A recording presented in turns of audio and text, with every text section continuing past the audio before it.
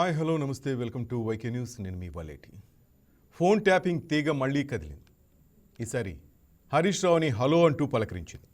అయితే విచారణకు పిలవటం అయితే నార్మలే, కానీ పిలిచిన టైం సందర్భం కాస్త వివాదంగా మారాయి. ఎందుకంటే ప్రస్తుతం సింగరేణి బొగ్గు గనుల వివాదం తెలంగాణలో కల్లోలం రేపుతోంది. మంత్రి గారి మన్మథ బాణం అంటూ ఓ న్యూస్ ఛానల్లో కథనం రావటం, ఆ ఛానల్ జర్నలిస్టుల ముగ్గురిని అరెస్ట్ చేసిన ఘటనల వెనుక అసలు తీగ ఎక్కడో తేలింది. అదే సింగరేణి బొగ్గుగని వ్యవహారం. ఖరీదైన బొగ్గుగని కోసం ప్రభుత్వంలోని ప్రముఖులు పోటీపడ్డాం. దాన్ని దక్కించుకోవడం కోసం పన్నిన వ్యూహాల్లో భాగంగా మంత్రి గారి మీద కట్టుకథ అల్లినట్లు ప్రచారం జరుగుతోంది. అయితే బొగ్గుగని స్కామ్ మొదటి ఎపిసోడ్లో కొందరు ప్రభుత్వ పెద్దల పేర్లు, మీడియా ప్రముఖుల పేర్లు బయటకు రాగా, రెండో ఎపిసోడ్లో అయితే హరీష్ రావు ఏకంగా సీఎం రేవంత్ రెడ్డి బావమర్ది పేరు ప్రస్తావించారు. ఆ వెంటనే సిట్ అధికారులు హరీష్కు ఫోన్ ట్యాపింగ్ విచారణకు రావాలని నోటీస్ ఇవ్వడమే ఇక్కడ అసలు ట్విస్ట్. ఉదయం బొగ్గు స్కామ్లో సీఎం బావమర్ది అంటూ ప్రెస్ మీట్ పెట్టగానే సాయంత్రానికి నోటీసులు వచ్చాయని హరీష్ రావు ఆరోపిస్తున్నారు. తనకు నోటీసులు రావడం పొలిటికల్ గేమ్ అని హరీష్ అంటున్నారు. పంచాయతీ ఎన్నికల ముందు కేటీఆర్కు నోటీసులు ఇచ్చారని, మున్సిపల్ ఎన్నికల ముందు తనకు నోటీసులు ఇచ్చారని గుర్తు చేస్తున్నారు. అయితే మొన్నటి వరకు హాట్గా సాగిన ఫోన్ ట్యాపింగ్ కథ కాస్త పక్కకు పోయి ఇప్పుడు బొగ్గుగని కహాని హాట్గా తయారైంది. హరీష్ను పిలిచింది ఫోన్ ట్యాపింగ్ విచారణకి అయినా స్టోరీ మొత్తం బొగ్గు గని చుట్టూనే తిరుగుతోంది. మరి అధికార పార్టీలో ప్రముఖుల పేర్లు వినిపిస్తున్న నేపథ్యంలో బొగ్గు మసి ఎవరికి అంటుకుంటుంది? హరీష్కు నోటీసులు ఇవ్వడం నిజంగా ప్రభుత్వ కక్ష సాధింపేనా? బొగ్గు గని స్కామ్ నిజమైతే రేవంత్ సర్కార్లో పడే తొలి వికెట్ ఎవరిది? రైట్, ఇదే అంశంపై మనం చర్చిద్దాం. మనతో పాటు all India Congress OBC vice chairman professor Katti Venkataswamy గారు ఉన్నారు. సార్ నమస్తే సార్, కత్తి వెంకటస్వామి గారు. అలాగే ముడిగంటి సాగర్ రెడ్డి గారు, BJP state council member. Sagar Reddy sir నమస్తే. అలాగే బీఆర్ఎస్ అధికార ప్రతినిధి రామ్మూర్తి పోలపల్లి గారు మనతో పాటు ఫోన్ లైన్లో మాట్లాడడానికి తను సిద్ధంగా ఉన్నారు. రైట్, ముందుగా Venkataswamy sir. Right, okay. Sagar Reddy sir, ముందు మీతో మాట్లాడుతున్నాను సార్. ఇక్కడ బీజేపీకి కూడా ఈ వ్యవహారంలో ఒక చిన్న కామెంట్ వినిపిస్తోంది సార్. రేవంత్ రెడ్డి అవినీతికి బీజేపీ రక్షణ కవచమా? కేంద్ర రాష్ట్రంలో ఉన్న పెద్దలు, అగ్రనేతలు ఎందుకు దీని మీద మాట్లాడలేదు? రేవంత్ రెడ్డిని ఎందుకు వెనకేసుకొస్తున్నారు, ఎందుకు కాపాడుతున్నారు? రాష్ట్రంలో ఇద్దరు ప్రముఖ నేతలున్న కూడా కేంద్రానికి సంబంధించి వాళ్ళు కూడా ఎందుకు మాట్లాడలేదు తెలంగాణలో అంటారు సార్. ఏమంటారు సాగర్ రెడ్డి సార్?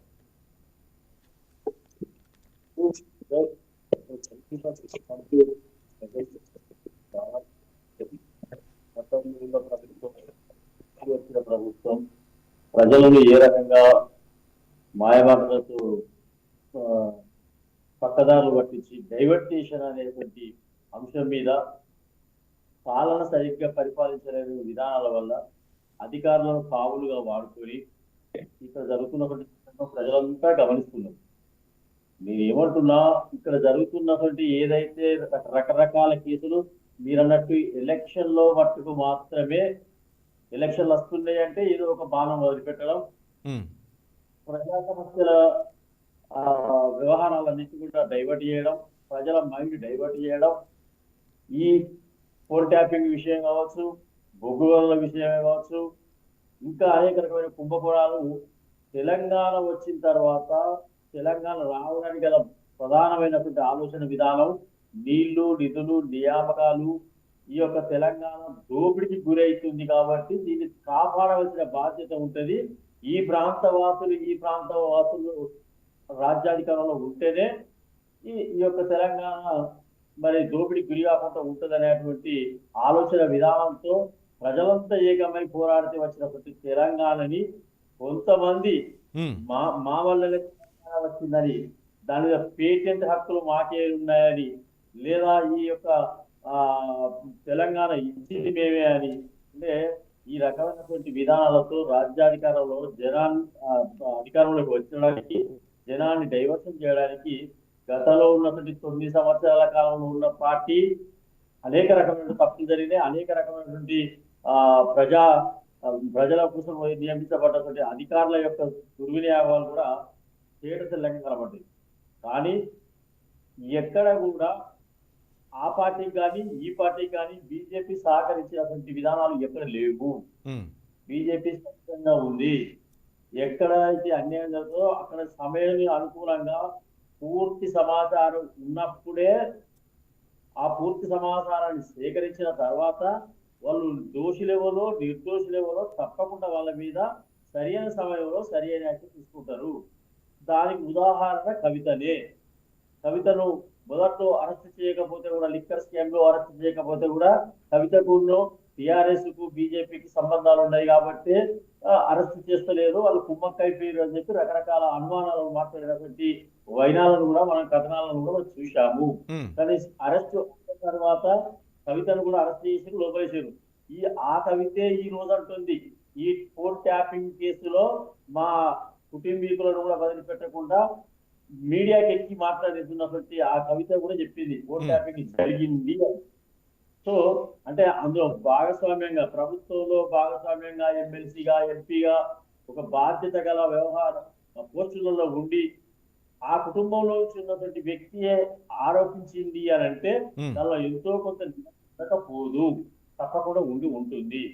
ఒక కేసును తప్పించడానికి ఇలా కాంగ్రెస్ కూడా అంతే.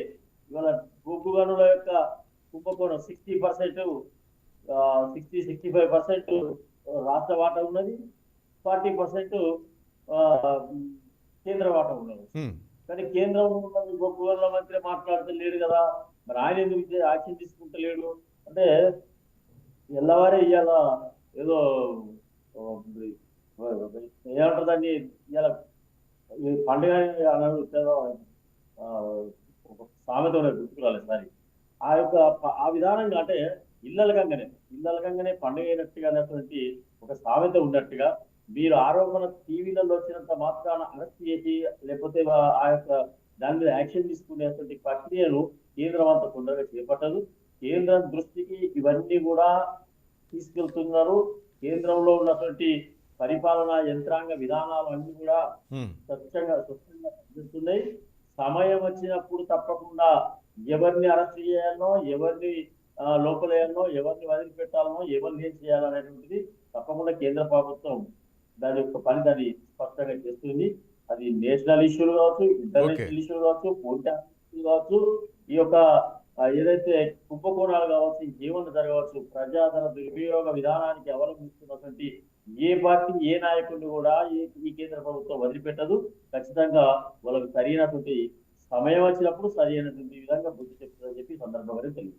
సాగర్ రెడ్డి గారు, ఇది మొత్తానికి ఒకరి మీద ఒకరు చెప్పుకోవటము, మీరు చెప్పినట్టు కవితే ఒక స్టేట్మెంట్ ఇచ్చేసింది. వాళ్ళ ఫ్యామిలీలో వీళ్ళే నా భర్తది నా ఫోన్ ట్యాపింగ్ చేయించారు, దాంట్లో హరీష్ ప్రమేయం ఉందంటూ ఆల్రెడీ ఆమె ఇచ్చేసిన తర్వాత మళ్ళీ ఈయన వచ్చేసి ఉదయం నేను వాళ్ళ బావమర్ది మీద ఎత్తాను కదా, అందుకనేసి రేవంత్ రెడ్డికి వణుకు పుట్టి నన్ను ఫోన్ ట్యాపింగ్ కేసుకి పిలిపించారంటారు. ఇది తెలంగాణ ప్రజలు నమ్మే పరిస్థితి ఉందంటారా? తెలంగాణ ప్రజలు ఎవరిని నమ్మట్లేదు. తెలంగాణ ప్రజలు వీళ్ళందరినీ కూడా చూస్తూ ఉన్నారు. సమయం వచ్చినప్పుడు వాళ్ళు కూడా ఏదో ఒక రకమైన 9 సంవత్సరాలు మేమే తెచ్చిన పేటెంట్ మాకే ఉందని చెప్పుకున్నటువంటి వాళ్ళు కూడా ఒక్క దెబ్బతో పక్క పెట్టినటువంటి వైనాలు గతంలో చూసినాం. మన ప్రభుత్వాన్ని పక్క పెట్టారా లేదా? సో కాంగ్రెస్ పరిస్థితి కూడా అది జరుగుతుంది. కాంగ్రెస్ లో కూడా ఇవ్వాలనే ఉండేది. కాంగ్రెస్ అనేది ఇంకా చాలా సంవత్సరాల నుంచి కూడా ఈ దేశాన్ని విచ్ఛిన్నం చేసినటువంటి వ్యవస్థల్లో వాళ్ళు ఒక భాగస్వామ్య వ్యవస్థల వ్యక్తులు వాళ్ళు. సో ఇది ఒక్కడే కుంభకోణాలు చేసినటువంటి వాళ్ళు గతంలో మనం చూసాం కాంగ్రెస్ ద్వారా. ఆన్లైన్ కుంభకోణాలు చూసాము. అసలు ఒక రకంగా చెప్పాలంటే ఇంటర్నెట్ లోనే అమ్ముకున్నటువంటి మన ఏది కేంద్ర ప్రభుత్వంలో ఉన్నటువంటి మంత్రులే ఈ బొగ్గుగనుల కుంభకోణం ఇప్పుడే కాదు, అప్పుడు కూడా జరిగింది. దాని మీద కూడా ఇప్పుడున్నటువంటి ప్రభుత్వం, భారతీయ జనతా పార్టీ ప్రభుత్వం దాని మీద కూడా విచారణ చేపడుతుంది. దాన్ని కూడా వదిలిపెట్టే సమస్య లేదు. గతంలో జరిగిన కాంగ్రెస్ చేసినటువంటి అవినీతులను ఎక్కడ కూడా వదిలిపెట్టలేదు. వాళ్ళని ఇప్పుడు కూడా వదిలిపెట్టదు, రేపు ఎవరు చేసినా కానీ వదిలిపెట్టదు. సార్ మీరు అన్నారు ఇప్పుడు ఎలక్షన్కి ముందు ఈ స్టంట్స్ అంటారు, అంటే వచ్చే మున్సిపల్కి సంబంధించి అది రేవంత్ రెడ్డి ఆడుతున్నారా అయితే బీఆర్ఎస్ వాళ్ళు ఆడుతున్నారు అంటారు సార్ గేమ్? ఇప్పుడు వాళ్ళ అధికారంలో వాళ్ళు ఆడారు, ఇప్పుడు వీళ్ళ అధికారం వచ్చి వీళ్ళు ఆడుతున్నారు. వాళ్ళు కూడా ఏం చేయాలంటే ముందు అధికారంలో ఉన్నప్పుడు ఇప్పుడు రేవంత్ రెడ్డి అంత పెద్ద దండే ఏదేం కాదు. అప్పుడు ఆయన పెద్ద రాజ్యాధికారంలో లేడు. అప్పుడు మామూలుగా మీడియాలలో లేకపోతే పబ్లిక్ మీటింగ్లలో మాత్రమే మిమ్మల్ని మైకులు పట్టుకొని ఉతికారేసింది కావచ్చు కొద్దిగా. దానికి అప్పుడు కూడా తీసుకున్నారు వీళ్ళు ప్రభుత్వంలో ఉన్నప్పుడు.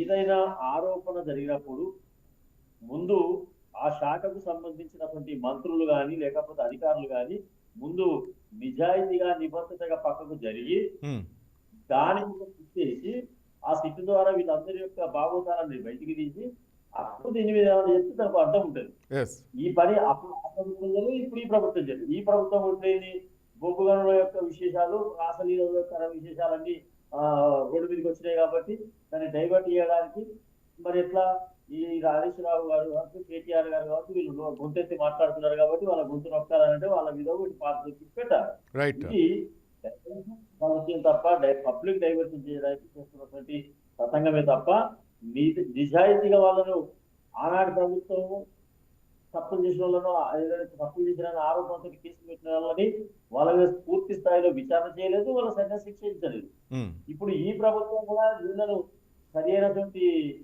ఆరోపణ ఏదైతే ఆరోపణ చేస్తుందో ఈ ఆరోపణలు సరిగ్గా నిబంధనల ప్రకారం విరుద్ధంగా చేసినటువంటి అన్నింటినీ కూడా బయటికి తీసే శక్తి వీళ్ళకి ఇప్పుడు రాదు. వీళ్ళ ప్రభుత్వం పోయే వరకు చేయలేదు.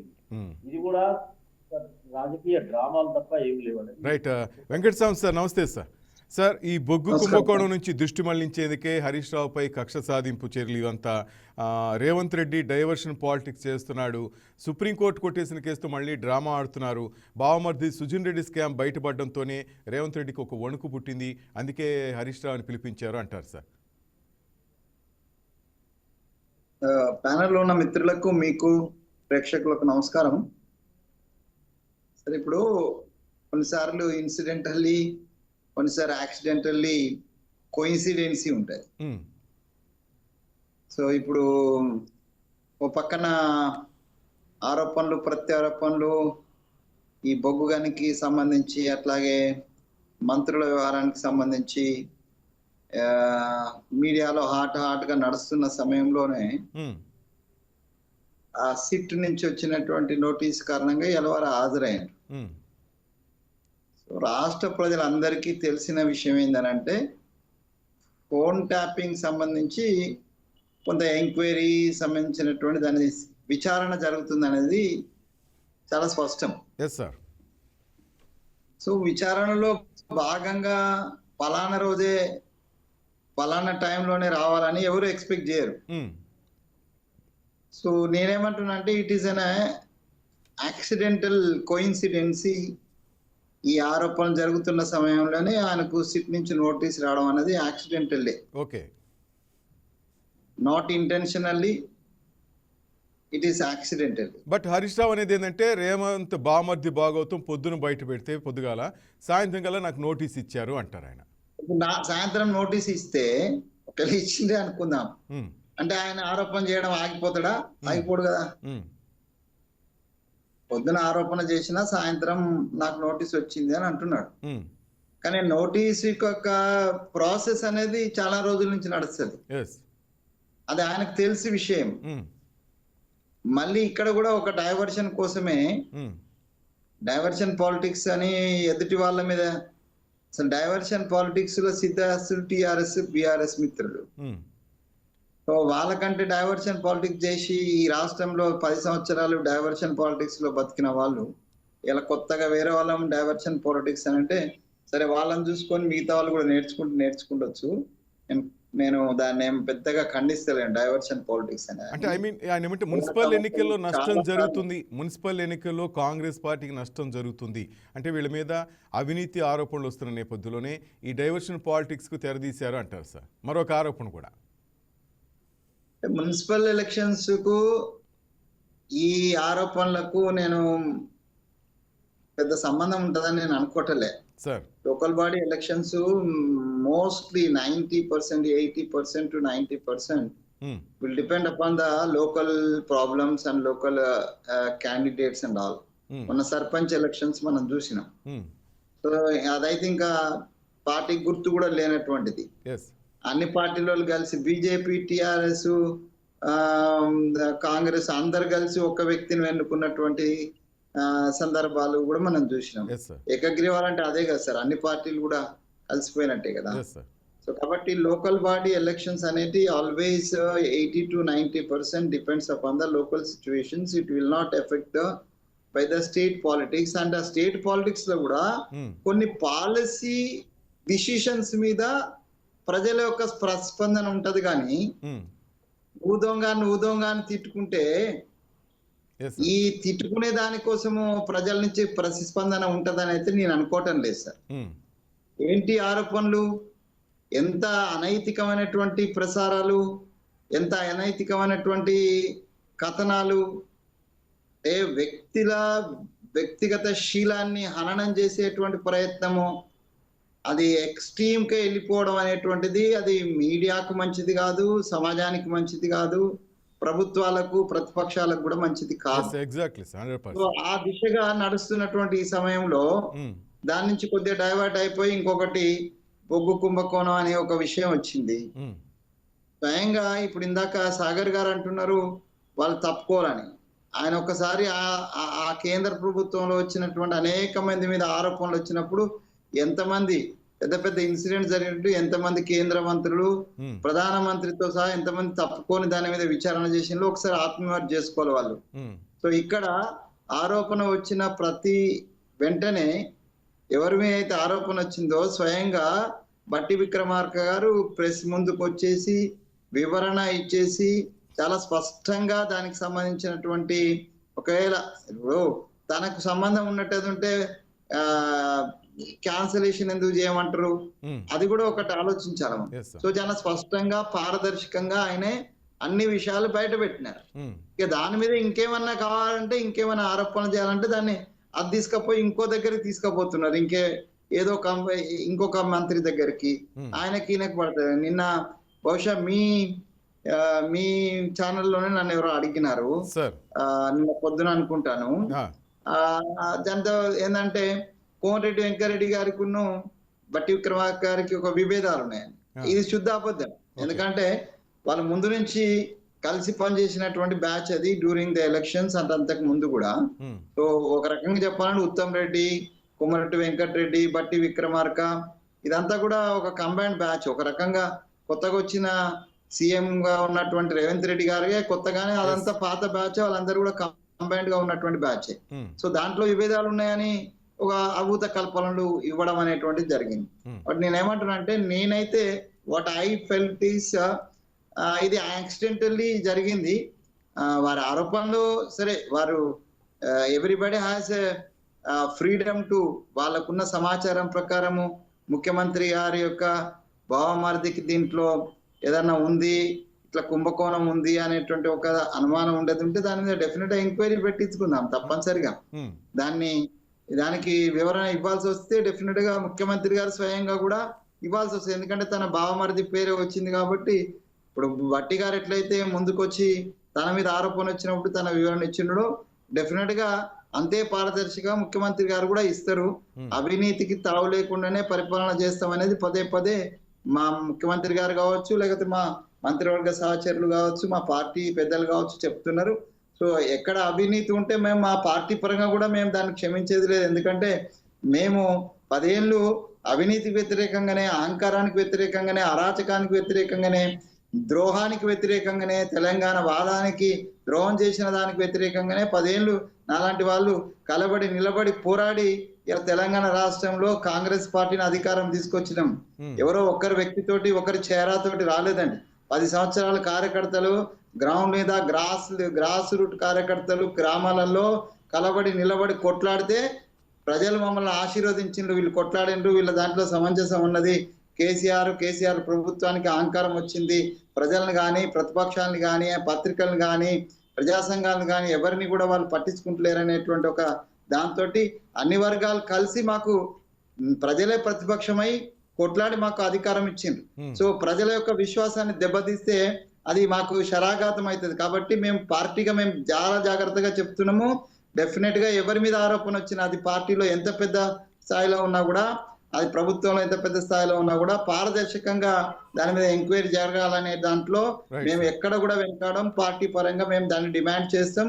మేము ఏ రకంగా ఏ ఏజెన్సీకి సహకరించాల్సి వచ్చినా కూడా ఆ ఏజెన్సీకి, అది సెంట్రల్ ఏజెన్సీ అయినా, స్టేట్ ఏజెన్సీ అయినా, లేదంటే మీలాంటి 4వ స్తంభం అయినటువంటి పత్రిక నుంచి ఎంక్వైరీ జరిగినా మేము పార్టీ పరంగా అవినీతి రహిత ప్రభుత్వం కోసం మేము పూర్తిగా కట్టుబడి ఉన్నామండి. ఓకే, ఒక నిమిషం సార్. సాగర్ రెడ్డి గారు, ఈరోజు కొన్ని కామెంట్స్ మనం చూస్తారు. కేటీఆర్ ఇది సిట్టు విచారణ కాదు, చిట్టినాయుడు విచారణ అంటే జోకులు ఎక్కువైపోయినాయి. రేవంత్ నువ్వు ఇంకో 100 సీట్లు వేసినా ఎంత సునకానందం పొందినా భయపడేది లేదు, నిన్ను వదిలిపెట్టాం. ఇది ఎట్లా అయిపోతుందంటే రాను పర్సనల్ గడ్జెస్గా వెళ్ళిపోతా ఉంది సార్. వలేటి గారు సార్, మీ యొక్క దాని ప్రకారంగా ఎప్పుడైనా పోరాటం చేస్తేనే చేస్తున్న పార్టీకి ఏదైతే వ్యవస్థ ఉందో దాని ప్రజలు తప్పకుండా పట్టడం. సో అంటే ఇది ఏమంటుందంటే ఒకసారి ఒక ఆరోపణను ఎదుర్కొంటున్నంటే ఈ యొక్క వెంకరెడ్డి విషయాలు కావచ్చు, ఈ బొగ్గుగనుల విషయం కావచ్చు, ఇది కూడా ఒక బీఆర్ఎస్ పార్టీ బీజేపీ పార్టీ దాన్ని లేవనెత్తారు అంశాన్ని. సో వాళ్ళకే ఒక రకమైనటువంటి పంచాయతీల పుట్టడం మూలంగా రకరకాలుగా వాళ్ళే విమర్శించుకుని అది ఎల్లువికి అది వైరల్ అయిపోయింది తప్ప దాన్ని ఎవరూ బయటకు తీయలేదు, ప్రతిపక్షాలు బయటకు తీయలేదు. సో అక్కడ నేను ఏమంటున్నానంటే ఏదైతే అవినీతికి వ్యతిరేకంగా, ఏదైతే అరాచకాలకు వ్యతిరేకంగా, ఏదైతే అహంకారానికి వ్యతిరేకంగా, ఏదైతే ప్రజా సమస్యలను సర్వనాశనం ప్రజల యొక్క ఆలోచన విధానాలని, ప్రజల యొక్క ఆకాంక్షను సర్వనాశనం చేయడానికి పుట్టినటువంటి దాన్ని వాళ్ళే ఈ యొక్క పీటెంట్ హక్కు మాదే అనేటువంటి ఉద్దేశంతో ఓన్గా చేసుకొని మిగతా పార్టీలు అన్నింటినీ కూడా ఇబ్బంది పెట్టినటువంటి మన వెంకటస్వామి గారు అన్నది నేను ఏకీభవిస్తున్నా, అలా పని చేశారు. ఇప్పుడు దాని మీద ప్రతీకారం తీసుకోవడం కోసమేనా, లేదు వాళ్ళు చేసినటువంటి ఏదైతే ఆరోపణలు ఎదుర్కొంటున్నటువంటి ఏదైతే అప్పుడు మనం ఆ వేదికల ద్వారా ఈ కుంభకోణం చేసినాము, ఆ కుంభకోణం చేస్తున్నారు, వీళ్ళు పట్టించుకుంటారు, భూములు అమ్ముకుంటున్నారు, రాష్ట్రాన్ని దివాలా తీసిస్తున్నారు, అప్పులపాలు చేస్తున్నారు అనేటువంటిది ఏదైతే ఉందో అవన్నింటి మీద మన ప్రభుత్వం వచ్చిన తర్వాత ఎందుకు మీరు దాని మీద సరైనటువంటి శ్రద్ధ పెట్టట్లేదు? ఒక ప్రశ్న. రెండవది ఏమంటున్నానంటే, ఫర్ ఎగ్జాంపుల్ కాళేశ్వరాన్ని పెట్టారు. కాళేశ్వరాన్ని నీళ్లు ఏదైతే అవసరం ఉందో దానికోసం కట్టారు కాబట్టి ఎక్కువ తక్కువ డిజైన్ మార్చేసి తన యొక్క ప్రభుత్వ ఖజానాను దోయడానికి మాత్రమే చేసిరు. అది నాణ్యత లోపమైనటువంటి కట్టడం కట్టారు అని ఒక ఆరోపణ చేయడం జరిగింది. అంత పెద్ద ఇష్యూని అన్ని లక్షల కోట్ల రూపాయలని అది నాశనమైపోతున్నారు అనేటువంటిది ఆరోపణ చేశారు. బాగుంది. ప్రభుత్వంలోకి వచ్చిన తర్వాత దాన్ని ఎడకాలకు ఎందుకు చేస్తుందో దాన్ని ఎందుకు పట్టించుకుంటలేదు, ఎందుకు వాళ్ళను సరిగ్గా విచారణ చేసి లోపలేస్తారు అనేది నా ఒక పాయింట్. మూడవ అంశం ఏంటంటే, ఖనిజ సంపదని ఏ ఖనిజ సంపదనైతే దోసుకుంటున్నారో ఆ దోసుకుంటున్నటువంటి ఖనిజ సంపదను కూడా బీఆర్ఎస్ పార్టీ వాళ్ళు అక్రమంగా దోసుకుంటున్నారు కాబట్టి వాళ్ళని ప్రజలకు తెలియజెప్పడం జరిగింది. వీళ్ళు గుట్టలు అమ్ముకుంటున్నారు, చెట్టులు అమ్ముకుంటున్నారు, మానేరులో ఉన్నటువంటి లేకపోతే గోదావరిలో ఉన్నటువంటి ఇసుకలు అమ్ముకుంటున్నారు, ఖనిజ సంపద అంతా నాశనం చేస్తున్నారు, ఎన్విరాన్మెంట్ ను పూర్తిగా సర్వనాశనం చేస్తున్నారు, తద్వారా రాబోయే రోజుల్లో ప్రమాదాలు సంభవిస్తాయనేటువంటి వాదనకి ఏకీభవించి నెత్తిన పెట్టుకుని పనిచేసినటువంటిది ఇదే రేవంత్ రెడ్డి గారు. మా కరీంనగర్ జిల్లాలో ఒక మానేరు వాగులోకి, మానేరు నదికి వచ్చి ఇసుకలు ఏదైతే అక్రమంగా ఉన్నటువంటి ఇసుకలు తీసి గట్టుకు గుట్టలుగా పోసినటువంటి ఆయన స్వయంగా నడుచుకుంటూ ఎక్కి ఇంత అన్యాయం చేస్తున్నది తెలంగాణ రాష్ట్ర సమితి పార్టీ. దీన్ని ఎందుకు దానిలో మాట్లాడినప్పుడు మరి ఇప్పుడు మళ్ళా అదే ఇసుకను ఖాళీ చేసే ప్రక్రియలో ఇవాళ ఈ రేవంత్ రెడ్డి గారి ప్రభుత్వం కూడా అదే పద్ధతిలో ఆయన చేసిన దానికన్నా ఇంకా ఎక్కువగా ఆయన ఒక 10 ఫీట్లో 12 ఫీట్లో తీసుకునే అటువంటి నిబంధనలను 15 ఫీట్లు ఇస్తే ఈయన 15 ఫీట్లు కాదు 30 ఫీట్ల లోపల దాకా మొత్తానికి గ్రౌండ్ లెవెల్లో ఇసుకని యూజ్ చేసేటువంటి పరిస్థితి అంటే చేస్తున్నటువంటి దాన్ని దీన్ని ఏ పద్ధతిలో ప్రజలు ఆలోచిస్తారు? రెండవది ఏమంటున్నారు, ఇవాళనే మా కలెక్టర్ గారు, మా కరీంనగర్ జిల్లా కలెక్టర్ గారు ఇక్కడ మా ఊరికి వచ్చింది ఒక మేడం. ఆ కలెక్టర్ గారు ఏమంటున్నారంటే, అసలు రైతులకే నీటి మీద హక్కు లేదు, వాగుల మీద రైతులు అనుకోవడానికి వాళ్ళకి హక్కే లేదు అని చెప్పి మాట్లాడుతున్నారు. నాకు బాధగా అనిపిస్తుంది. ఒక చదువుకున్నటువంటి వ్యక్తులు నీటిని ఎవరి కోసం వాడుకోవాలి అనేటువంటి పరిజ్ఞానం లేకుండా పనిచేస్తున్నట్టు దాన్ని చూస్తే బాధగా అనిపించింది. ఆ నీటిని ఎవరు వాడుకోవాలి? ఇలా కోట్లాది రూపాయలు కట్టి ప్రాజెక్టులు కట్టి ఆ నీటిని పంట పొలాలకు ఇస్తామని చెప్పి ప్రగల్భాలు పాడుతున్నటువంటి ప్రభుత్వాలు పక్కకున్నటువంటి నీటిని వాడుకోకూడదు అని చెప్పేటువంటి ప్రభుత్వ అధికారులు అసలు ఏది నిజం ఏది అబద్ధం అర్థం కాకుండా. ఒక్క నిమిషం సార్. సార్ రామూర్తి గారు ఉన్నారు, పోలపల్లి రామూర్తి గారు బీఆర్ఎస్ అధికారి, ఒకసారి తనతో కూడా మాట్లాడదాం సార్. వెంకటస్వామి సార్ మీ దగ్గరికి మళ్ళా వస్తాను, ఎందుకంటే ఆల్రెడీ కవిత గారు కూడా ఫోన్ ట్యాపింగ్ జరిగింది కరెక్టే, నన్ను నా భర్త ఫోన్ కూడా ట్యాప్ చేశారు ఇంతకుముందు ఆమె కామెంట్ చేసిన విషయం కూడా మనకు తెలిసిందే వెంకటస్వామి సార్. ఒక్కసారి రామూర్తి గారితో మాట్లాడితే మీ దగ్గరికి వస్తాను.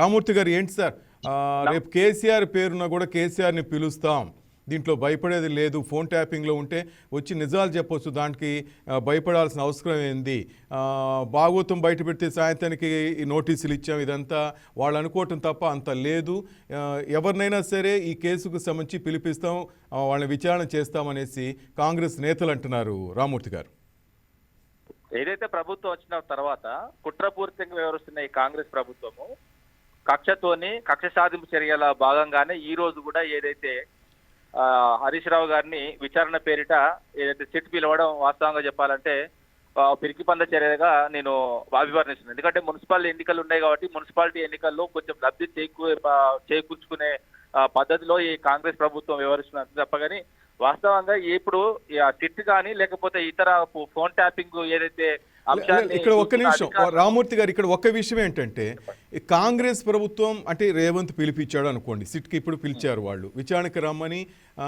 హరీష్ రావు గారిని పిలిచారు. కానీ ఇంతకుముందే కవిత గారు ఆరోపించున్నారు కదా, హరీష్ రావు వీళ్ళంతా కలిసి నా భర్త ఫోన్ కానీ ఎన్ని ట్యాపింగ్ చేశారు, వీళ్ళందరికీ సంబంధం ఉంది, అప్పుడు జరిగిన డ్యామేజ్ ఇప్పుడు జరిగి మున్సిపల్ ఎన్నికల్లో కాంగ్రెస్ కి లాభిస్తుందంటారు. ఒక్క నిమిషం వింటారా అండి? ఇప్పుడు ఎవరైనా కూడా నోటి మాటతో చెప్తే కాదండి. ఇప్పుడు నా ఫోన్ ట్యాప్ అయింది, కొంతమంది రాజకీయంగా లబ్ధి చేకూర్చుకోవడానికి రాజకీయంగా ఎదుగుదల కోసం ఈ ఫోన్ ట్యాపింగ్ అనే అంశాన్ని తీసుకొస్తున్నారు. అసలు ఇంకోటి ఏంటంటే నేను అది చెప్పబోతున్నా, ఏదైతే సిట్ ఏదైతే పోలీసు సంబంధించి ఏదైతే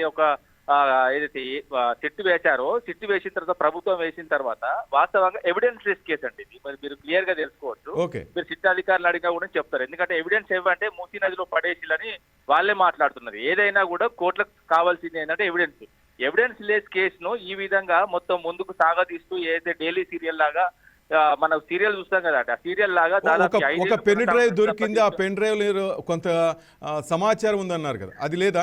లేదండి, ఏ పెన్ డ్రైవ్ లేదు, ఏం లేదు. వాస్తవాలు ఏంటంటే అది కూడా మనం మాట్లాడొద్దు. పెన్ డ్రైవ్ దొరికిందంటే ఎవరు చెప్పారంటే మీకు సిట్ అధికారులు చెప్పినా, ఒకవేళ సిట్ అధికారులు చెప్పినా కూడా వాస్తవంగా ఏంటంటే సిట్ అయినా ఎవరైనా కూడా ఒక కమిటీ వేసిన తర్వాత అది కోర్టుకే సబ్మిట్ చేయాలి.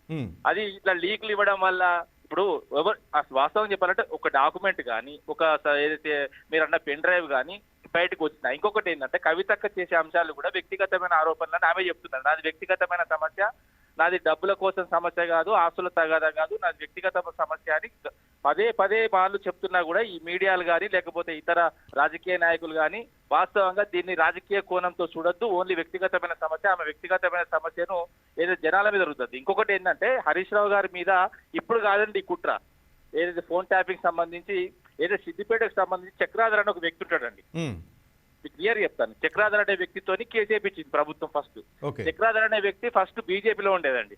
బీజేపీలో ఉన్నప్పుడు ఏం జరిగిందంటే అతను హ్యూమన్ ట్రాఫికింగ్ అంటే మహిళలను అక్రమ రవాణా చేస్తూ దొరికిన క్యాండిడేట్. అదే విధంగా ఒక నకిలీ సంబంధించిన కాల్ సెంటర్ సిద్దిపేటలో పెట్టి అక్కడ వచ్చిన డబ్బులతోని ఏదైతే కాల్ సెంటర్ డబ్బులతోని అక్కడ కొన్ని సేవా కార్యక్రమాలు స్టార్ట్ చేసిండు.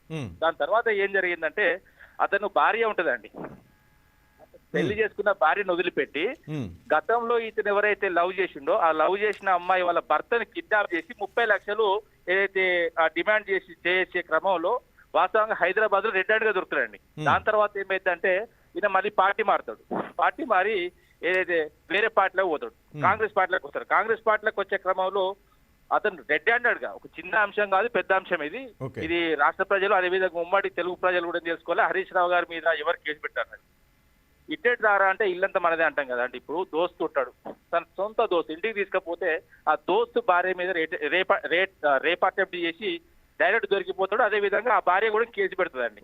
అలాంటి వ్యక్తిని ప్రభుత్వము సొంత డబ్బులతోని కేసు వేసి ఢిల్లీ దాకా తీసుకుపోయి ఏదో హైకోర్టులో కొట్టేసిన కేసును ఢిల్లీ దాకా తీసుకుపోయి సొంత ఖర్చులు పెడతారండి. ఇది యాంటీ గవర్నమెంట్. ఇంత ఘోరమైన అభియోగాలు చేసుకుంటూ అక్కడ హైకోర్టు కానీ సుప్రీంకోర్టు కానీ ఈ కేసులో పసలేదు. హరీష్ రావు గారు ఎలాంటి కూడా వాస్తవంగా ఫోన్ ట్యాపింగ్ తో సంబంధం లేదని క్లియర్ గా చెప్పారు కదా. చెప్పిన తర్వాత ఇంకేముంటుందండి అందులో? ప్రజెంట్ మీరు అక్కడే ఉన్నారా? ఇంకా విచారణ కొనసాగుతూనే ఉందా? ఇక్కడే ఉన్నాను, ఆన్ ది స్పాట్ లో ఉన్నాను. ఇప్పుడు వాస్తవంగా ఏంటంటే ఇక్కడ అప్రకటిత ఎమర్జెన్సీ కొనసాగుతుంది. మీ ఇక్కడ నిలబడితే కూడా నెట్టేస్తున్నారు. ఈ నెట్టేసే క్రమంలో తోపులాట జరిగింది. నాకు కూడా కొంచెం శ్వాస కూడా వస్తున్నది, మీరు చూస్తున్నారు. ఆ విధమైన పరిస్థితులు ఇక్కడ ఉన్నాయండి. రైట్, ఒక్క నిమిషం. వెంకటస్వామి సార్ ఏమంటారు సార్? రామమూర్తి గారు మాటలు ఏకేపిస్తారు. కవిత గారు వ్యక్తిగత సమస్య అన్నారు తప్ప కవిత గారు ఎటువంటి కామెంట్స్ కంప్లైంట్స్ లేవు హరీష్ రావు మీద. ఇది కూడా కొట్టేసే కేసే అంటారు ఆయన. ఇప్పుడు అంటే ఇది కవిత గారి ఆరోపణ వ్యక్తిగతమని అక్కడ ఎక్కడ అనలేదు. ఆమె వ్యక్తిగతంగా నాకు హరీష్ కు గొడవ, లేకపోతే నాకు మా అన్నకు గొడవ అని ఇక్కడ అనలేదు. లేదండి, ఒకసారి వీడియో ఆమె మాట్లాడింది వినమనండి. అది వ్యక్తిగతమైన సమస్య. రామూర్తి గారు ఒక్క నిమిషం. ఆమె అసెంబ్లీ అంటే మీరు దీన్ని అన్వయించుకోకండి. శాసన మండలి సాక్షిగా సభలో లేని వాళ్ళ పేరు కూడా ప్రస్తావించవద్దు. ఆమె వ్యక్తిగతంగా వివరించింది, ఆ వ్యక్తిగత కక్షతో వివరించింది అన్నది కూడా బయట మొత్తం అందరు జనాలు మాట్లాడుకుంటున్నారు. మీరు దానికి రాజకీయ కోణంతో పూసి మీరు మభ్య పెడితే ఎట్లా అండి రాష్ట్ర ప్రజలను? ఇప్పుడు రామూర్తి గారు మీరు మాట్లాడిండ్రు కదా, నేను వ్యక్తిగతమైన సమస్య అని చెప్తుంటే కూడా ఆమె వీడియోలు అన్ని బయటకు వచ్చిన తర్వాత కాదు లేదు వ్యక్తిగత సమస్య లేదంటే మీకు వచ్చి చెప్పిందా? ఆస్తి తగాదా కాదు, నాది వ్యక్తిగతమైన సమస్య. ఆమె అది కాదండి, ఆమె వ్యక్తిగత సమస్యను రాష్ట్రానికి అడుగుదాం, వాళ్ళ ఒపీనియన్ అడుగుదాం. ఏం చెప్తారు వెంకటస్వామి గారు? ఒపీనియన్ తీసుకుందాం. నొప్పి నాకు అర్థం మీ పార్టీలో కవిత మీ పార్టీలో ఉందా అండి?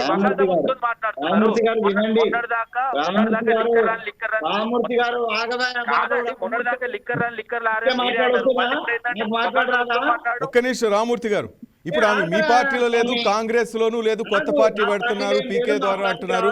సార్ ఇద్దరికి సంబంధం లేదు సార్, క్లారిటీ తీసుకుందాం ప్లీజ్ సార్. ఒక్క నిమిషం రామూర్తి అన్న, ఒక్క నిమిషం ఆగు.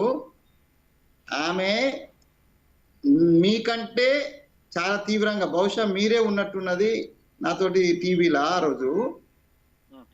ఆమె అసెంబ్లీ అదేది మండలిలో మాట్లాడినప్పుడు ఆమె మాట్లాడిన తీరును చాలా జుగుసాకరంగా ఉన్నది, అది సమంజసం కాదని చెప్పిన వాళ్ళలో నేనున్నా రామూర్తేనా. నేనేమి దాన్ని రాజకీయం చేస్తలేను. నేను ఫోన్ ట్యాపింగ్ ఏదైతే నోటీస్ వచ్చిందో ఇది యాక్సిడెంటల్లీగా జరిగినటువంటి కోయిన్సిడెన్సీ అంటున్నా నేను. ఇంతకంటే నేను పెద్దగా వివరణ ఇవ్వాల్సిన అక్కర్లేదు. కక్షపూరితంగా ఇచ్చిందని మీరు అంటున్నారు. నేనేమంటున్నా అంటే కక్షపూరితం ఏం లేదు, సాధారణమైనటువంటి సమగ్ర విచారణలో భాగంగా అది వచ్చింది. ఒక్క నిమిషం అన్న, విచారణలో భాగంగా అది వచ్చింది. కత్తి వెంకటస్వామి గారు చిన్న గ్యాప్, నేను ఏమంటున్నా ఒక్క నిమిషం ఆగండి. కవితక్క ఏదైతే ఆరోపణలు చేసిందో, కవితక్క ఏదైతే ఇప్పుడు అంటుందో నాది కూడా ఫోన్ ట్యాపింగ్ అనేది మాట్లాడుతుంది కదా, అది ఏమైందో బయట పెట్టాలి. ఇంకోటి ఏంటంటే ఆమెకు నిజంగా ఒక నిబద్ధత గల నాయకురాలైతే ఆమె పోయి కేసు పెట్టాలి. కేసు పెట్టదు, ఓరల్ చెప్తా ఉంటది. ఆ వాస్తవాలు ఏంటంటే ఆమె ఫోన్ ట్యాప్ అన్నది కాలేదు. ఇంకోటి ఏంటంటే పూర్తిగా మాట్లాడండి, ప్లీజ్ ఒక్క నిమిషం ఆగండి, మీరే మాట్లాడదు. ఇంకోటి ఏంటంటే ఆమె ఫోన్ ట్యాపింగ్ సంబంధించి ఆల్రెడీ కేంద్ర ప్రభుత్వం అనేది ఈడీ కానీ లేకపోతే నేషనల్ సంబంధించిన ఇన్వెస్టిగేషన్ సంస్థలు కానీ ఆమె ట్యాప్ చేసింది. ఆమె ట్యాప్ చేసింది కాబట్టి ఆమె ఏ కార్యక్రమంలో పాల్గొన్నదన్నది ఆమె శక్తివంత మహిళ. ఆమెను బయటకు వదిలిపెడితే కేసును తారుమారు చేస్తుంది, ఇప్పుడు అందులో ఉన్న నేరస్తులను కూడా దాచిపెడుతుందని ఈడీ క్లియర్ గా చెప్పడం జరిగింది. ఎందుకంటే గతంలో మీరు ఈడీ ఏదైతే ఫైల్ చేసిన అంశాల గురించి చూడొచ్చు. కవితక్క చాలా శక్తివంతమైన మహిళ, ఆమెను వదిలిపెడితే ఆమె కేసును తారుమారు చేస్తుంది, ఇందులో ఉన్న వాస్తవంగా ముద్దాయిలను కూడా తప్పించే ప్రయత్నం చేస్తుందని ఆమెను కస్టడీకి అడిగిన క్రమంలో కోర్టుకు సబ్మిట్ చేయడం జరిగింది. అలాంటి క్రమంలో ఇప్పుడు కవితకు వచ్చి నాది ఫోన్ ట్యాపింగ్ అయిందంటే ఫోన్ ట్యాపింగ్ ఎవరు చేశారు, ఎందుకు చేశారు, అందులో ఏం మీరు మాట్లాడుకుంటారు, ఏం విన్నారో కూడా చెప్పాలి కదా. దమ్మున నాయకురాలు అయితే ఇష్టం వచ్చినట్టు మాట్లాడితే కాదు, ఆరోపణలు చేసినప్పుడు ఆధారాలు ఉండాలి. ఆధారాలు లేని ఆరోపణలు ఎప్పుడైనా కూడా కల్పితం మాత్రమే, కలలు కన్నా తీరే అంతే తప్పగా ఇంకేది లేదండి. రైట్, ప్లీజ్ కంటిన్యూ వెంకటస్వామి గారు. ఇప్పుడు నేను కవిత స్టేట్మెంట్ బేస్ చేసుకొని ఫోన్ ట్యాపింగ్ విషయం నేను మాట్లాడతాను. అసలు కవితను నేను కౌంట్లోకే తీసుకోవటాలి. నేను కానీ మా పార్టీలో కొందరు పెద్దలు తొందరపడి ఏదో ఆమె స్టేట్మెంట్ ఇస్తే సంకల్ గుద్దుకుంటున్నారు, కానీ అది అనవసరం నా ఉద్దేశం. ఎందుకని అది బలం కాదా మీ కాంగ్రెస్ పార్టీకి? ఆమె మీకు అన్ని అప్పచెప్తున్నారు కదా సార్, ఇట్లా ఏం బలం కాదు, ప్రూఫ్స్ ఇస్తున్నారు కదా, నేను ఇంతకు ముందు కూడా చెప్పినా, ఇప్పుడు కూడా చెప్తున్నా సార్. కవిత గారు ఏవైతే టిఆర్ఎస్ పార్టీ మీద కానీ లేకపోతే ఆ వ్యక్తుల మీద టిఆర్ఎస్ ప్రభుత్వం మీద చేసిన ఆరోపణలు ఇంకా బీఆర్ఎస్ సార్, ఇంకా టిఆర్ఎస్ గా మారలేదు సార్, మీరు మార్చేస్తున్నారు. ఓకే, బీఆర్ఎస్ పార్టీ మీద చేసిన ఆరోపణలు, బీఆర్ఎస్ ప్రభుత్వం మీద చేసిన ఆరోపణలన్నీ కూడా మేము డ్యూరింగ్ ద ఎలక్షన్ అంటే 2023 ఎలక్షన్ కంటే ముందు నుంచే మేము ఆ పోరాటంలో భాగంగా మేము పదే అది కాళేశ్వరం విషయం కావచ్చు, లేకపోతే ఫోన్ ట్యాపింగ్ కావచ్చు, రకరకాలైనటువంటి ఏవైతే ఆరోపణలు ఉన్నాయో అవన్నీ మేము కానీ, మాతో పాటు స్వయంగా ఈ దేశ ప్రధానమంత్రి ఈ రాష్ట్రానికి వచ్చిన సందర్భంగా ఒక స్టేట్మెంట్ ఇచ్చినాడు, హోంమంత్రి ఇచ్చినాడు. అసలు ఇంత పెద్ద అవినీతి ముఖ్యమంత్రి నేను నా జీవిత కాలంలో చూడలేదనే స్టేట్మెంట్ స్వయంగా అమిత్ షా గారు, మోడీ గారు ఇచ్చినటువంటి సందర్భం ఉన్నది. ఈ ఆరోపణలన్నీ ఆమె కాపీ కొడుతుంది. ఇప్పుడు మేము చేసిన ఆరోపణలు ఇప్పుడు కాపీ కొడుతుంది. మేము చెప్పిన ఆమె చెప్తుంది అని అంటే ఆమె సర్వైవల్ కోసము, ఆమె వ్యక్తిగతమైన సర్వైవల్ కోసము వాళ్ళ ఇంటి గొడవను ప్రజల గొడవగా తీసుకొస్తుంది. సో ప్రజలకు ఏం సంబంధం లేదు, అది ప్యూర్లీ వాళ్ళ ఇంటి గొడవ, వాళ్ళ వ్యక్తిగతమైనటువంటి విషయము. దాన్ని నేను ఫోన్ ట్యాపింగ్ లో ఆమె ఆరోపణలను నేను ఆధారంగా తీసుకోవటమే లేదు. సిట్ వేసింది ఎందుకనంటే టోటల్ సమగ్ర విచారణ కోసం వేసిండు. ఆ విచారణలో భాగంగా ఇవాళ వచ్చినటువంటి నోటీసులు నేను యాక్సిడెంటల్లీ అంటున్నా, రామ్మూర్తి అన్న ఇంటెన్షనల్ అంటున్నా. ఇక ఎవరి వాదన వాళ్ళది. ఇప్పుడు నేనైతే యాక్సిడెంటల్లీ అంటే కోఇన్సిడెన్స్ అయ్యింది అని అంటున్నా, కక్ష సాగింపు ఏం లేదు. సాధారణ విచారణలో భాగంగానే అది ఆరోపణ చేయంగానే నేను ఇంకా స్పష్టంగా చెప్పిన కదా సార్, మా ముఖ్యమంత్రి గారు కూడా వివరణ ఇవ్వాల్సిన అవసరం ఉంటది. ఎందుకంటే ఒక ఉపనేత ఆఫ్ ది ప్రతిపక్షము ఆయన కొన్ని ఆరోపణలు చేసినప్పుడు దానికి సమాధానం చెప్పాల్సినటువంటి బాధ్యత కూడా మనం ప్రభుత్వం మీద ఉంటది. మేము అవినీతి రహిత ప్రభుత్వాన్ని నడపాలని కాంగ్రెస్ పార్టీ దృఢ చిత్తంతో పనిచేస్తున్నది. కాబట్టి దీంట్లో ఎవరిని క్షమించేది లేదు. వాళ్ళ ఆరోపణలే, సిట్టే, ఏది కదే సిట్టు విచారణ. ఈ దీనికి నేను లింక్ లేదంటున్నా సార్. మనకు వస్తున్న సార్ ఇప్పుడు తెలంగాణ బీజేపీ అధ్యక్షుడు రామచంద్రరావు కామెంట్స్ కూడా మనకు వస్తున్నాయి చూస్తుంటే సార్, ఇది బీఆర్ఎస్ కాంగ్రెస్ ఆడుతున్న డ్రామా ఆయన అంటున్నారు సార్. ఈ సిట్ మీద ఇంత ఈ ఫోన్ ట్యాపింగ్ గురించి 2 సంవత్సరాల నుంచి కావాలని ఇద్దరు ఒకరినొకరు గేమ్స్ ఆడుతున్నారు, దాంట్లో ఎవరో అసలు దొంగలు ఎవరు బయట పెట్టచ్చు కదా, ఇన్ని రోజులు ఈ గేమ్స్ ఆడతారా అంటున్నారు సార్ ఆయన. సార్ స్వయంగా భారతీయ జనతా పార్టీ వరిష్ఠ నేతగా ఇవాళ ఉన్నటువంటి ఈటల రాజేందర్ గారు కూడా తన ఫోన్ ట్యాపింగ్ అయ్యిందని చెప్పినాడు. అవునా? ఆయన కూడా చెప్పినాడు. రఘునందన్ రావు గారు కూడా చెప్పినారు. వాళ్ళిద్దరు భారతీయ జనతా పార్టీలో ఉన్నారు. మరి వాళ్ళు కూడా ఈ నాటకంలో భాగస్వాములా? రామచంద్రరావు గారు వాళ్ళు అనేది ఏంటంటే త్వరగా ఈ కేసుని ఎవరు దొంగలో బయట పెట్టచ్చు కదా.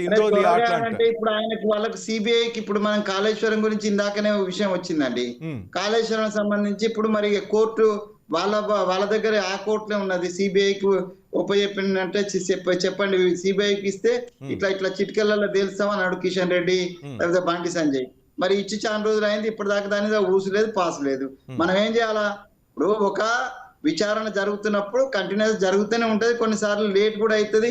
ఈ దేశంలో అసలు ఏ విచారణ చక్కగా జరిగిందండి? ఏ విచారణ ఇది స్టిపులేటెడ్ టైంలో జరుగుతుందండి?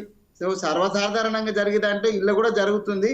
దీంట్లో ఇంటెన్షనల్ ఏం లేదు, కొంత ఆలస్యం జరగకుండే. ఇప్పుడు నా వ్యక్తిగతంగా అయితే ఏ విచారణ అయినా కూడా నిబద్ధతతోటి చాలా పర్టికులర్ గా తొందరగా చేయడం వల్ల ప్రజలకు ఉపయోగము, ప్రభుత్వాలకు ఉపయోగము. ఏం తేల్చకుండా దాన్ని నానబెట్టి ఉంచడం వల్ల 5 ఏళ్ళు కానీ 10 ఏళ్ళు కానీ నానబెట్టడం వల్ల దాంతో ఉపయోగం లేదు. ప్రజాధనం వృధా అయితే దాని మీద వేసిన కమిటీలకు, కమిషన్లకు ప్రజాధనం వృధా తప్ప ఇంకోటి లేదు. కాబట్టి నేను సిట్కి సంబంధించి ఈ ఫోన్ ట్యాపింగ్ కూడా నేను కూడా కోరుకుంటున్నానండి. మా ప్రభుత్వాన్ని నేను కూడా విజ్ఞప్తి చేస్తున్నా, ఎంత త్వరగా అంటే అత్యంత త్వరగా దీన్ని పూర్తి చేస్తే ప్రజలకు ఒక సందేశం ఇచ్చిన వాళ్ళం అవుతామని నేను కూడా ఫీల్ అవుతున్నా. దాన్ని నేను ఐ విల్ యాక్సెప్ట్. అది రామచంద్రరావు గారు చెప్పాలి. రామచంద్ర గారి పార్టీ చేతిలో ప్రభుత్వం చేతిలో ఉన్నాయి కూడా గట్టినే తొందరగా చేస్తే మంచిది. ఎదుటి వాళ్ళ సలహా ఇవ్వడం బాగానే ఉంటది, ఎదుటి వాళ్ళ సలహా ఇవ్వచ్చు. రామచంద్రరావు గారిని నేను వెల్కమ్ చేస్తున్నా సలహా ఇవ్వడంలో. దీంట్లో ఎంత మాత్రము అనుమానం లేదు, తొందరగా తేల్చాలని. మరి వాళ్ళ చేతిలో ఉన్నాయండి. ఆ మధ్యప్రదేశ్ సంబంధించి రామచంద్రరావు చాలా రోజుల నుంచి భారతీయ జనతా పార్టీ ఉన్నాడు. మధ్యప్రదేశ్ లో ఒక సీఎం ఆయన టైంలో అయినటువంటి కుంభకోణం సంబంధించి టీచర్ రిక్రూట్మెంట్ సంబంధించి ఇంకా నడుస్తుంది. ఇప్పటికి 45 నుంచి 50 మంది దాంట్లో సాక్షులు చచ్చిపోయినారు, హత్య చేయబడ్డారు. దాని మీద ఏం మాట్లాడినటువంటి భారతీయ జనతా పార్టీ ఏదో తను మాత్రం ఏదో చాలా నీతిగా నిజాయితీగా ఉన్నట్టుగా ఇక్కడ వచ్చి మాట్లాడితే దయ్యాలు వేదాలు వల్లించినట్టు అవుతుంది. సరే, నేనైతే వారిది ఒకటి ఆహ్వానిస్తున్నా, ఇంత మాట్లాడినా నేను ఒకటి ఆహ్వానిస్తున్నా, తొందరగా పూర్తి చేయాలి. ఏదైనా, ఏ కేసైనా, ఏ విచారణ అయినా ఎందుకు నెలలు సంవత్సరాలు ఎందుకు దాన్ని పండబెట్టుకొని దాన్ని సాగదీసి దాని మీద ప్రజాధనం ఉదయం చేయాలా? డెఫినెట్ గా తొందరగా కావాలనేది నేను కూడా కోరుకుంటున్నాను. రైట్. సాగర్ రెడ్డి సార్ ఏమంటారు సార్? మీ సార్ చెప్పిన దాన్ని బట్టి, రామచంద్రరావు గారు చెప్పిన దాంతో ఏకీభవిస్తాం. త్వరగా ఈ కేసు క్లోజ్ చేయాలని చూస్తాం. కేంద్ర ప్రభుత్వంలో ఉండేది మీరు కూడా కొంత దీని మీద పట్టుబడితే అవుతుంది కదా. మీ పార్టీ నేతలు ఈటెల రాజేందర్ రఘునందన్ కూడా కామెంట్ చేశారు, మా ఫోన్లు కూడా ట్యాప్ అయినాయి. మరి అందరూ కలిసి పట్టుబడితే త్వరగా దీంట్లో విచారణ జరిగి దోషులు బయటకు వస్తుంది కదా అంటారు వెంకటస్వామి గారు. వెంకటస్వామి గారు అన్న మాట ఏంటంటే బీజేపీ వాళ్ళు ఏం చేయట్లేదండి. అసలు ఈ కాలయాపన అనేటువంటి ఒక వ్యవస్థలో రూపకల్పన చేసిందే కాంగ్రెస్ పార్టీ ఫస్ట్ నుంచి. ఇప్పుడు నేను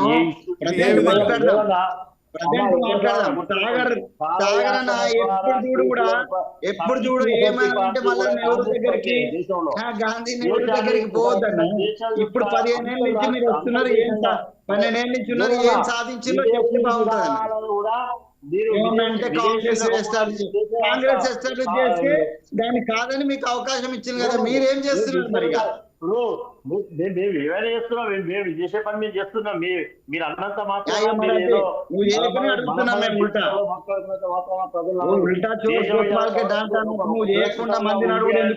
అది భారతీయ జనతా పార్టీ మీ కాంగ్రెస్ పార్టీలో చేసినటువంటి అవినీతి అంశాన్ని కూడా బయటకు తీస్తుంది కాబట్టి మీకు ఒక రకమైన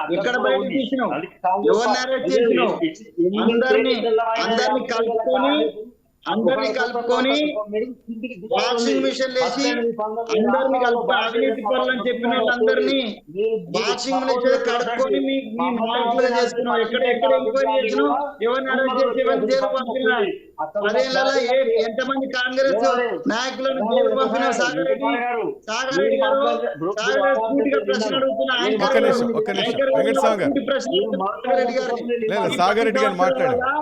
అవినీతి మీద ఎంతమంది కాంగ్రెస్ నాయకులు అరెస్ట్ చేసి వెంకటస్వామి గారు ఒక్క నిమిషం సమయం లేదు ప్లీజ్. సాగర్ రెడ్డి గారు, అవినీతి కాంగ్రెస్ పార్టీ కాలయాపనకు చేయడానికి ప్రధానమైన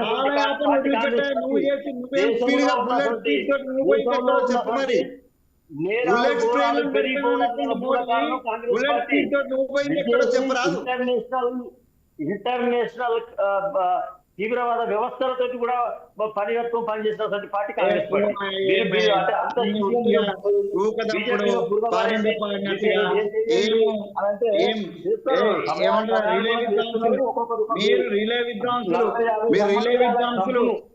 విద్వాంసులు ఏ పాటను అదే పాట రిపీట్ చేయడం తప్ప మీకు ఇంకోటి తెలియదు.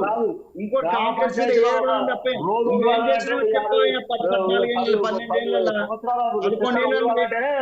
సంవత్సరం పడుతుంది. అట్లాంటిది మీరు కాంగ్రెస్ తలుచుకోవడం తప్ప నువ్వు చేసిందేందో చెప్పు. కుంభకోణాలు చేసి ఈ దేశాన్ని లూటీ చేసి రకరకాల చట్టాలు అంటున్నారు. లూటీ చేసిన వాళ్ళకి 10 సంవత్సరాలు నీకు అవకాశం ఇస్తే ఎవరిని బొక్కలు పెట్టకపోతే కదా. ఎందుకు పెట్టలే? ఇప్పుడు కవిత లోపలికి పోలే, కవిత విడిచిపెట్టిరా? కవిత మా పార్టీ కాదు. కవిత మా మీ పార్టీ పార్టీ కాదు. కాకుండా ఏముంటున్నా ఏ పార్టీ వాళ్ళు వదిలిపెట్టలే బిమ్లా వదిలిపెట్టలే ఏమైంది వదిలిపెట్టారు కవితకు? సమయానికి ఏమైంది? జైలు పోయింది, బరాబర్ బయటకు లోపల వచ్చింది, హాయిగా తిరుగుతున్నది. సమయానికి ఏమైంది బరాబర్ కవిత? లోపల వేస్తారు ఏ ఎవరిని విధంగా పూర్తి వదిలిపెట్టలేదు చేస్తున్నావు నువ్వు? ఇప్పుడు మీకు బొగ్గు అన్ని స్కామ్ చెప్తున్నాను. దొరికింది కదా అంటారు. బొగ్గు స్కామ్ దొరికింది కదా, ఒకవేళ తప్పు ఉంటే మీరు అనుకోండి కాంగ్రెస్ వాళ్ళ మీద కూడా చర్యలు తీసుకోవచ్చు కదా సాగర్ రెడ్డి గారు, కేంద్ర ప్రభుత్వం కానీ దాంట్లో భాగస్వామి కదా సింగరేణి దానికి సంబంధించి. బొగ్గు స్కామ్ దొరికింది. ఆ, కేంద్రంలో ఉన్నటువంటి భారతీయ జనతా పార్టీ ప్రభుత్వం ఈ ఒక్క స్కామే కాదు అన్ని మన మన ఏంటిది కుంభకోణాలు అన్నిటి మీద కూడా చేస్తున్నది. అవన్నీ ఒక అంశం. రెండోది అంటే బొగ్గు ఒక స్కామ్ దొరికింది అని అంటే ఒక కుంభకోణం పట్టుకున్నాం అని అంటే దాని సంపూర్ణమైనటువంటి విధి విధానం అంటే విశేషాలన్నింటినీ రాబట్టకుండా ఎవరిని కూడా ఎవరు ఏం చేయలేరు. ఎందుకంటే మార్గాలు బాగా ఉన్నాయి.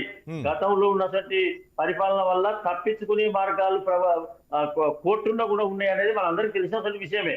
ఇది దాపరిక విషయం కాదు. ఒక దోషి తప్పించుకోవడానికి ఎన్ని రకాల దారులు ఉన్నాయో మనందరికీ తెలిసిన ముచ్చటే. అందుకే బీజేపీ వాళ్ళు నరేంద్ర మోడీ గారి ఆధ్వర్యంలో జరుగుతున్నటువంటి దాన్ని కూడా దోషులు తప్పించుకోవడే కాదు, మళ్ళీ రాబో కాలంలో కూడా ఇట్లాంటి వ్యవస్థ ఉండకూడదు అనేటువంటి నిర్మూలన చేసేటువంటి ప్రక్రియ చేపడుతున్నారు. అది జరుగుతుంది. వీళ్ళందరికీ గుబులు ముట్టేటువంటి రోజులు కూడా దగ్గరలో ఉన్నాయి. వీళ్ళందరినీ ఎవరైతే వీళ్ళందరూ దేశ సంపదను తోసినటువంటి కాంగ్రెస్ పార్టీ కావచ్చు, దేశాన్ని లూటీ చేసినటువంటి ఇంకే పార్టీలు అయినా కావచ్చు కాక మమతా బెనర్జీ కావచ్చు, లల్లు ప్రసాద్ జైల్లో పెట్టలే. లల్లు ప్రసాద్ మీకు కాంగ్రెస్ పార్టీతో భాగస్వామ్యమే కదా.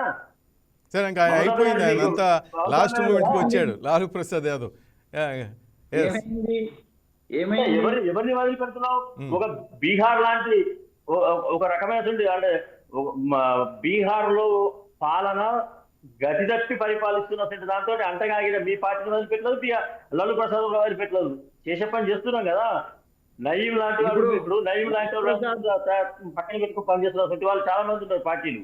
ఎందుకుంటున్నారంటే ఈ నాయకుల యొక్క సొంత అవసరాల కోసం పార్టీ ప్రయోజనాలు అక్కడ వాళ్ళకి కావాల్సింది మేము ఆ పార్టీలో ఉండాలి, ప్రజల సొమ్ము తినాలి అనేటువంటి భావనతో ఉన్నటువంటి వాళ్ళు చాలా మంది ఉన్నారు. అట్లాంటి వాళ్ళు తయారు చేసినటువంటి company Congress party company. Right, okay. Venkataswamy sir final sir మీరే చెప్పాలి కన్క్లూజన్.